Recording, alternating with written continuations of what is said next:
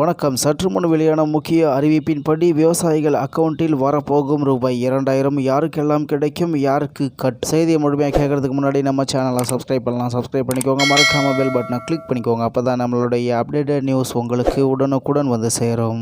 விவசாயிகளுக்கு பிரதான் மந்திரி கிசான் சம்மான் நிதி அதாவது 23வது தவணை எப்போது கிடைக்கும், யாருக்கெல்லாம் கிடைக்காது என்பது குறித்து இந்த பதிவில் பார்க்கலாம். மத்திய அரசின் பிரதான் மந்திரி கிசான் சம்மான் நிதி அதாவது PM கிசான் திட்டம் விவசாயிகளுக்கு ஒரு முக்கியமான நிதி உதவி திட்டமாகும். இந்த திட்டத்தின் கீழ் தகுதியான விவசாயிகளுக்கு ஆண்டுக்கு 6000 ரூபாய் 3 தவணைகளாக வழங்கப்படுகிறது. இப்போது விவசாயிகள் 23வது தவணைக்காக காத்திருக்கிறார்கள். அது விரைவில் அறிவிக்கப்படும் என எதிர்பார்க்கப்படுகிறது.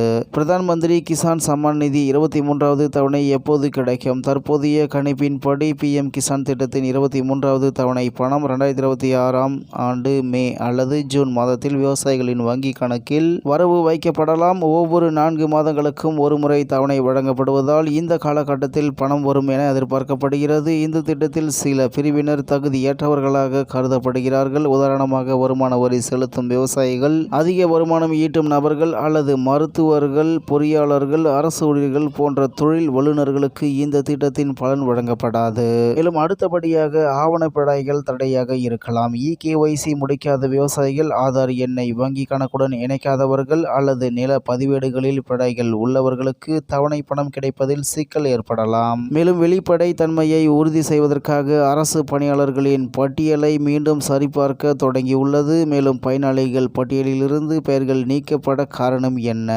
சமீபத்தில் அரசு பயனாளிகள் பட்டியலை பெரிய அளவில் மறு ஆய்வு செய்து தகுதியற்ற அல்லது தவறான தகவல் கொடுத்த பல விவசாயிகளின் பெயர்களை பட்டியலிலிருந்து நீக்கியுள்ளது. இதன் மூலம் தகுதியான விவசாயிகளுக்கு மட்டுமே பலன் கிடைக்க வேண்டும் என்பதே இதன் நோக்கம். அதிகாரப்பூர்வ இணையதளமான pmkisan.gov.in பக்கத்திற்கு சென்று நோ யுவர் ஸ்டேட்டஸ் என்ற விருப்பத்தை தேர்வு செய்ய வேண்டும். அங்கே தங்களின் பதிவு எண் அதாவது ரெஜிஸ்ட்ரேஷன் நம்பர் அல்லது மொபைல் எண்ணை உள்ளிட்டு OTP மூலம் தங்கள் நிலையை சரிபார்க்கலாம். மேலும் நில சரிபார்ப்பும் மிக முக்கியம். EKYC மற்றும் ஆதார் இணைப்பு தாண்டி இப்போது பலருக்கு பணம் வராததற்கு காரணம் லேண்ட் சீடிங் நோ என்று இருப்பதுதான். விவசாய நிலம் உங்கள் பெயரில் இருப்பதை வருவாய்த்துறை ஆவணங்களுடன் அதாவது சிட்டா பட்டா டிஜிட்டல் முறையில் இணைத்திருக்க வேண்டும். இது நோ என்று இருந்தால் உடனடியாக அருகில் உள்ள வேளாண்மை அலுவலகத்தை தொடர்பு கொள்ள வேண்டும். விவசாயிகள் சரியான நேரத்தில் EKYC-ஐ முடிப்பது, வங்கி மற்றும் ஆதார் இணைப்பை சரிபார்ப்பது, தங்கள் தகவல்களை சரியாக வைத்திருப்பது அவசியம். இல்லை எனில் 23வது தவணை பணம் நிறுத்தப்படலாம். எனவே அதிகாரப்பூர்வ இணையதளத்திற்கு சென்று தங்கள் நிலையை சரிபார்க்குமாறு அறிவுறுத்தப்பட்டுள்ளது என்று தகவல் வெளியாகியுள்ளது என்பது குறிப்பிடத்தக்கது.